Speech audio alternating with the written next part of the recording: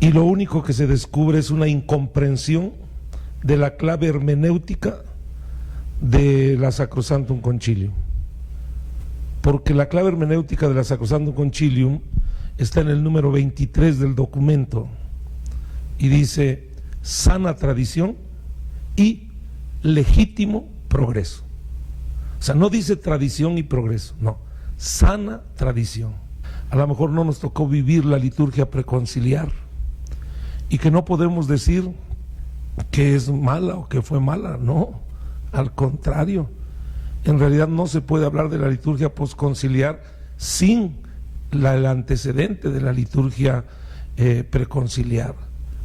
Entonces, creo que este es el punto de partida y esto es lo que debe de despertar en nosotros interés por el documento.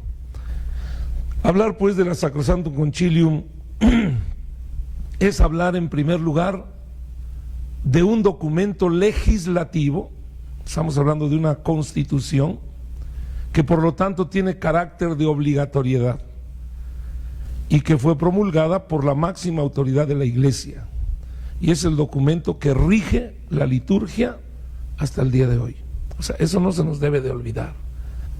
El Papa Francisco, en este documento, en esta carta Desiderio Desideravi, hacía pues un llamado a la unidad de la Iglesia, sobre todo a partir, dice, de la comprensión teológica de la Sagrada Liturgia a partir de los Altiora Principia, es decir, de los principios fundamentales contenidos en el documento Sacrosanctum Concilium. O sea, el Papa está diciendo: solamente podemos hablar con claridad, con objetividad y con autoridad si tenemos claros estos principios fundamentales que están contenidos en la Sacrosanctum Concilium. Si no, no podemos entrar al diálogo. Y con toda sinceridad, yo me he dado cuenta que quizá hay sacerdotes, laicos a lo mejor con menos culpabilidad, que no han leído este documento a 60 años del mismo. Y si en un momento se ha leído, creo que se debe de hacer a la luz del número 23, sana tradición y legítimo progreso.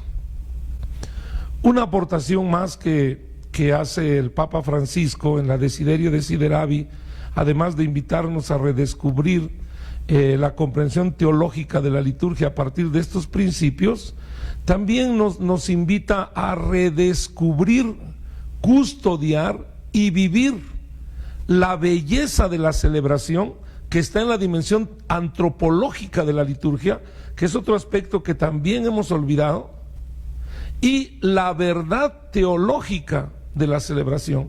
Dos cosas: redescubrir, custodiar y vivir la belleza de la celebración que está en la dimensión antropológica de la liturgia y la verdad teológica de la misma.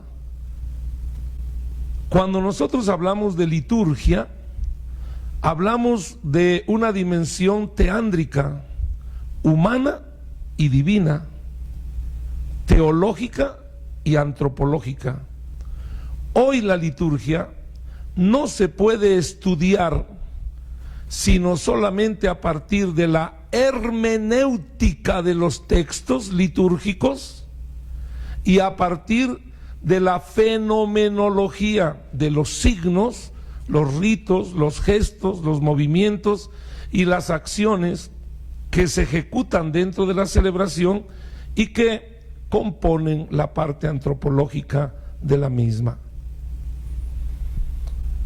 Cuando hablamos de los principios orientativos fundamentales de la Sacrosanctum Concilium, hablamos de la naturaleza, la esencia de la Sagrada Liturgia, y están contenidos en los 13 primeros números. La liturgia supone la dimensión profética. No se puede entrar en el misterio de Cristo si no hay evangelización y catequesis, si no hay querigma y profundización querigmática. Todos sabemos que en los procesos iniciales de la iglesia, en el llamado catecumenado, existía una fase de preparación para después injertarte en el misterio de Cristo. Entonces creo que la gran carencia a 60 años del documento en la celebración litúrgica es que sigue llegando mucha gente a nuestras celebraciones sin estar evangelizadas ni catequizadas. Y lo más triste, hemos sacramentalizado a gente que no está evangelizada ni catequizada. Yo no sé hasta dónde verdaderamente nuestras mal llamadas pláticas presacramentales, o hasta dónde estos pequeños cursitos que damos nos injertan en el misterio pascual de Cristo y de la iglesia, o tienen como punto de partida este aspecto de evangelización y catequesis. La catequesis mistagógica es tomar al candidato, al aspirante, al curioso, ¿verdad?, al catecúmeno, ¿verdad?, tomarlo de la mano e insertarlo en el misterio de Cristo y de la iglesia. Mistes mistiu, el iniciado, mistagogía, ¿verdad? La mistagogía no es otra cosa sino el arte de conducir, de llevar al que está siendo iniciado en los misterios. Por eso lo que es la pedagogía para la educación es la mistagogía para la celebración.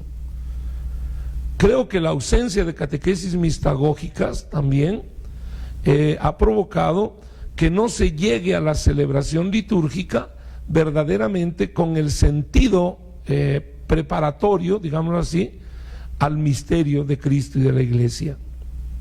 Quiero afirmar que si el querigma, la evangelización, el primer anuncio, y la catequesis o profundización querigmática no aterrizan en la vida sacramental, en la vida litúrgica, nos quedamos también en una religión teórica. Nos quedamos a lo mejor simplemente en una religión de la palabra. Nuestra liturgia no es una liturgia solamente de la palabra, es una celebración de la palabra. Y esta celebración de la palabra dentro de una celebración ritual. Y entonces, donde la palabra es celebrada y encarnada en el elemento ritual, es donde se produce el misterio y el sacramento. La liturgia, así como supone la dimensión profética y también es el punto de llegada de la dimensión profética, la liturgia también es el punto de partida del compromiso eclesiosocial. Porque si el compromiso eclesiosocial no tiene fundamento sacramental o espiritualidad litúrgica, es probable que seamos unos magníficos trabajadores sociales. Entonces, aquí está, creo yo, la transversalidad de los tres munus o las tres tareas fundamentales de la iglesia, y que si en un momento se unificaran, creo que sería más fácil la tarea de la iglesia en el mundo actual. Esto se llevaba en los inicios de la iglesia, en el famoso camino. Estoy hablando del camino como iniciación cristiana, como proceso para hacerse cristiano, no como recepción de tres sacramentos por separado, no, sino de un proceso a través del cual tú te vas haciendo cristiano y terminas injertado en la comunidad. La iniciación cristiana como proceso para hacerse cristiano, ¿verdad?, no es la recepción del bautismo, la confirmación y la primera comunión, no, es hacerte cristiano a través de un camino donde hay tres ritos: un rito de purificación, un rito de crismación y un rito de inserción en el cuerpo místico de Cristo. Y ahí, en esa inserción en el cuerpo místico de Cristo, que es la iglesia, que se reúne, sobre todo en la celebración dominical, ahí comes o ahí te haces partícipe del cuerpo y la sangre de Cristo, la dimensión sacramental, eucarística del cuerpo y la sangre de Jesús. ¿Cuál sería pues el proceso así concreto? Sería querigma, catequesis de profundización, que sería la parte profética, la dimensión profética. Después vendría la catequesis mistagógica, que ya le corresponde a la dimensión litúrgica. La acción propiamente sacramental, que le toca a la dimensión litúrgica. Y después, el compromiso eclesiológico, que sería la koinonía, sentido de presencia y pertenencia en la comunidad, y el compromiso social, que sería la misión, que sería la diaconía, o también la martiría, la donación de la vida en la misión de la iglesia. Aquí a 60 años podemos preguntarnos también sobre estos dos aspectos. ¿Hasta dónde hemos avanzado en la hermenéutica litúrgica? Les pongo un ejemplo sencillo: la homilía. Nuestra homilía verdaderamente científica, porque la homilía no es un discurso piadoso, perdónenme. La homilía no es una ocurrencia. La homilía es la interpretación, la hermenéutica del texto y el arte de comunicarlo. En realidad la homilética se define así: ciencia de interpretar y arte de predicar. Esa es la homilética. La homilía tiene que hacerle justicia al texto, y el texto te exige una hermenéutica para que digas lo que verdaderamente está diciendo el texto, no lo que a ti se te ocurre. Esa es la dimensión teológica, porque las oraciones, la eucología, las palabras también proclamadas, los textos en los leccionarios, que fueron seleccionados y que fueron elaborados para ese tipo de celebraciones, porque no están en el contexto bíblico, sino en un contexto celebrativo, te exigen hermenéutica del texto, justicia bíblica, justicia eucológica, justicia celebrativa y justicia pastoral, que sería el ambiente o el Sitzin Leben donde se desarrolla la homilía. Una auténtica homilía tiene estos tres elementos: la hermenéutica bíblica, la hermenéutica litúrgica y la aplicación pastoral en el lugar concreto donde se está llevando a cabo la celebración, porque la homilía es una parte de la acción litúrgica. Y la última interpretación la tiene el Espíritu Santo en el momento del Kairos. Esto no quiere decir que entonces hay que dejarle todo al Espíritu Santo ahí en la homilía. No, implica una preparación. Los padres conciliares nos invitaban a ir a redescubrir, a aprovechar estos elementos de las liturgias orientales que a veces están ausentes en el rito romano y que tendrían que, de alguna manera, que enriquecer los ritos, y por eso se puso la oración ahí en la celebración del sacramento del matrimonio, la oración de bendición sobre la esposa o sobre los esposos, que se debe hacer después del Padre Nuestro, y que muchas veces no lo hacemos. Y ahí está la teología del sacramento, la teología de la celebración. En las palabras del consentimiento no hay teología, no hay teología, es una fórmula jurídico-contractual. Digo, esta era otra aportación, otro deseo que está ahí precisamente en los números 3 y 4 de la Sacrosanctum Concilium, en redescubrir la grandeza de los ritos orientales y que son anteriores al rito romano y que son dignos de respeto, y que también para aprovechar sus riquezas. El número 5 de la Sacrosanctum Concilium es donde empieza prácticamente, digámoslo así, la comprensión teológica de la liturgia, en el número 5.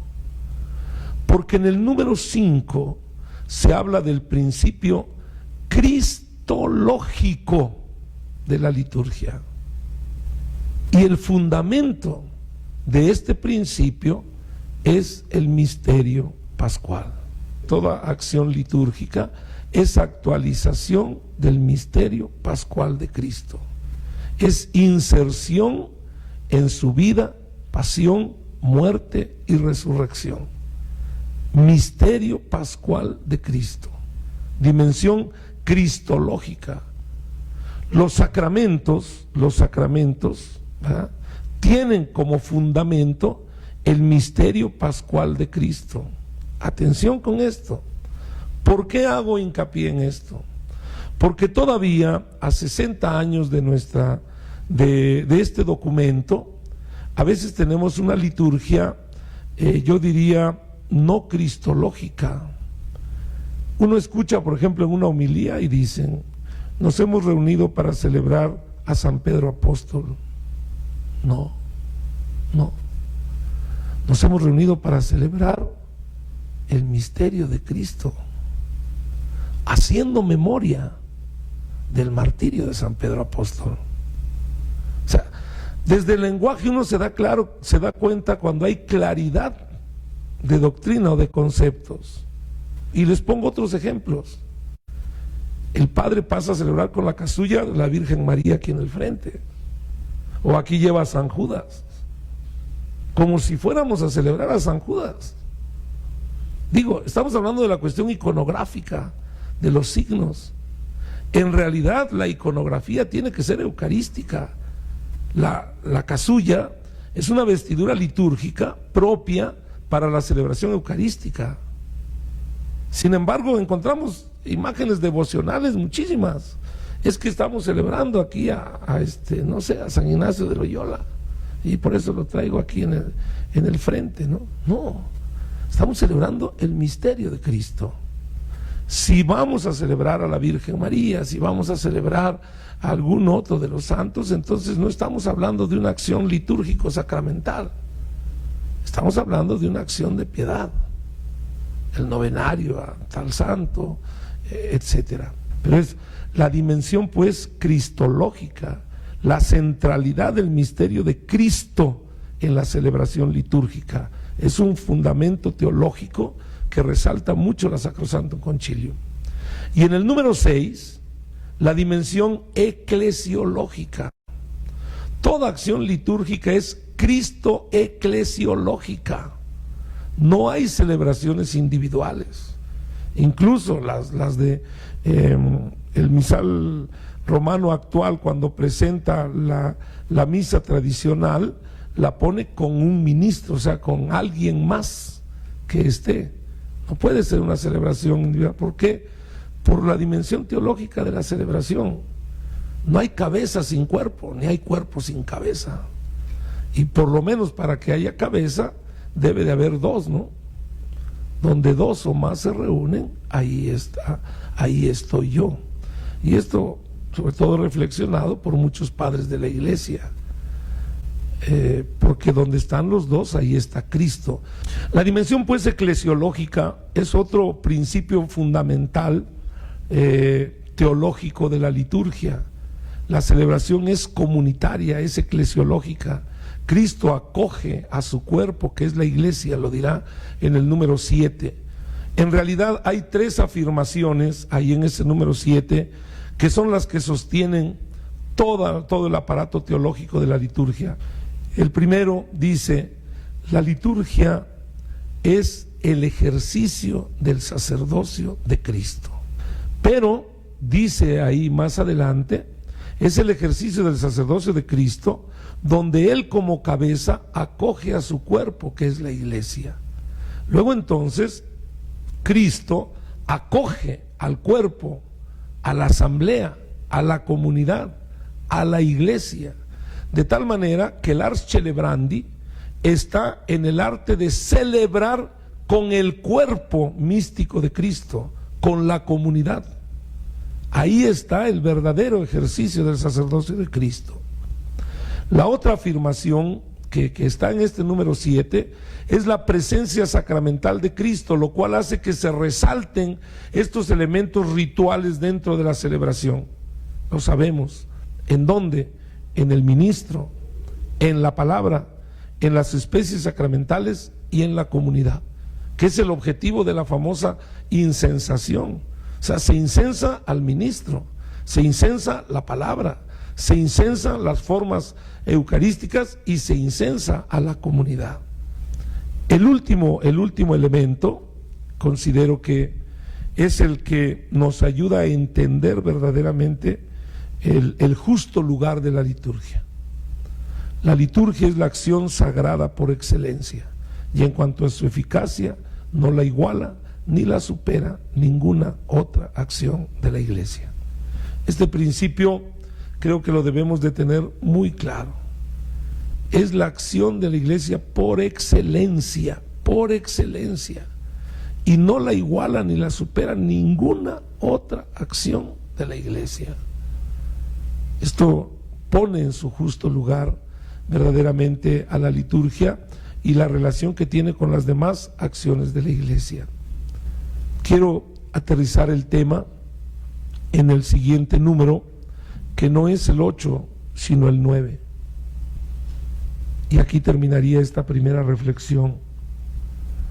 Dice el número 9, para llegar a la liturgia, o sea, para que tú llegues a ese ejercicio del sacerdocio de Cristo, para que tú llegues a ese momento sacramental, para que tú llegues a esa acción sagrada por excelencia y verdaderamente puedas disfrutar su eficacia, dice el número 9, para llegar a la liturgia se necesita fe y conversión.